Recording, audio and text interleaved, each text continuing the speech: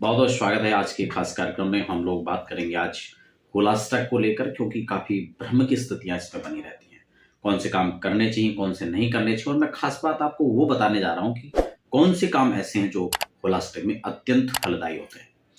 देखिए, वैसे तो जिन अवस्थाओं के अंदर हम ग्रह बल देखते हैं, जिन कार्यों के लिए, जैसे विवाह है, चूड़ा कर्मादि है, सगाई है, तो ऐसे कार्यों को जो है संस्कार आदि जो कार्य होते हैं वो खासकर यहाँ पे वर्जित हो जाते हैं। ठीक है ना।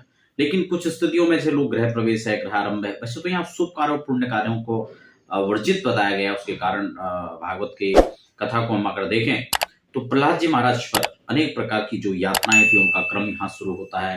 होलिका दहन भी उसी का एक पार्ट है, क्योंकि होलिका जो हिरण्यकश्यप की बहन थी वो प्रहलाद जी महाराज को मारने के षड्यंत्र में सम्मिलित हुई, और संयोग आपने देखा कि वो जो चादर थी ब्रह्मा जी के द्वारा जो उनको प्राप्त हुआ था, कथा से परिचित होंगे, और वो चदरिया ओढ़कर प्रहलाद जी को लेकर होलिका बैठी थी, लेकिन वो चदरिया उड़ गई और होलिका दहन हो गया, प्रहलाद जी बच गए। तो मेरा कहने का मतलब वो यात्राओं का जो सिलसिला था, वो दौड़ था, वो होलाष्टक का था। यहां तक माना जाता है कि इस पुराण के अंतर्गत देखा जाए कि तृतीय नेत्र खुलने से काम भस्म हुआ था, उसकी कथा भी इन होलाष्टकों में ही मिलती है।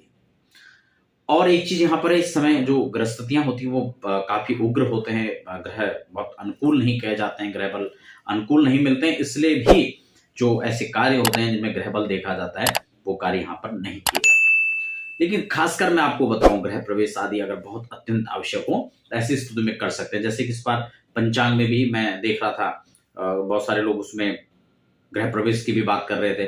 तो गृह प्रवेश में दो तीन पंचांग जो भी मैं यहाँ पर देख रहा था, प्रमुख पंचांग, उसमें होली के बाद तक के भी मुहूर्त दिए हुए हैं।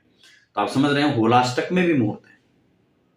तो अत्यंत आवश्यक होने पर आप उनको कर सकते हैं, और बाकी अवॉइड भी कर ले तो उसमें कोई खास बड़ी बात नहीं है। ठीक है ना। एक चीज और भी यहाँ पर है, कौन से कार्य हैं जो यहाँ पर करना आवश्यक है। जैसे जन्म मृत्यु से जुड़े हुए जो संस्कार है, उसमें तो क्योंकि निश्चित होता है, मान लो कोई मर गया तो उसकी 13वीं निश्चित टाइम पर होगी। बच्चे का जन्म हो गया तो नामकरण आदि है, या उसका हवन है, शुद्धि का है, तो वो तो हमें समय समय पर करना पड़ेगा। या गृहस्थी के प्रतिकूल चल करके किसी को अत्यंत आवश्यक रूप से जो है नवग्रह शांति करवानी है, जब करवाना, उसके पाठ करवाने, तो वो सब आप कर सकते हैं। क्योंकि कोई जो है तत्काल बीमार पड़ गया, मृत्यु संजीवनी महामृत्युंजय करवाना हो तो उसके लिए तो हमें विचार नहीं करना होगा, है ना। तो उसके लिए आप जो है कर सकते हैं। तो कोई कर्ज मुक्ति से परेशान है तो कर्ज मुक्ति के लिए ऐसे समय में ऋण मोचन का पाठ बहुत अत्यंत आवश्यक है, उसको आप कर सकते हैं, उसके फलों को ले सकते हैं।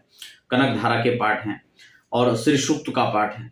खासकर महालक्ष्मी की प्रसन्नता के लिए आप खैर की लकड़ी लेकर के और घृतावती गौघृत से जो है आप आहुति प्रदान करें, श्री यज्ञ करें महालक्ष्मी की प्रसन्नता के लिए, तो आप देखेंगे तत्काल उसके रिजल्ट है, और आपको उसके अत्यंत जो अनुकूल लाभ है वो आप उसमें ले सकते हैं।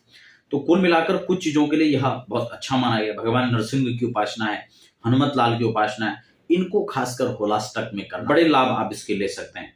इनको आप पूर्ण रूप से वैदिक अनुष्ठान के तौर पर करते हैं या करवाते हैं, ठीक है ना, तो दोनों का आपको शीघ्र लाभ प्राप्त होगा। तो आशा करता हूं होलाष्टक से जुड़ी हुई जो जानकारी है, इस बार होलाष्टक कब पढ़ रहे हैं, तो 7 तारीख को होली है, 7 तारीख को, तो उससे पहले यानी 27 होली से 8 दिन पहले जो होलाष्टक है वो प्रारंभ हो जाते हैं।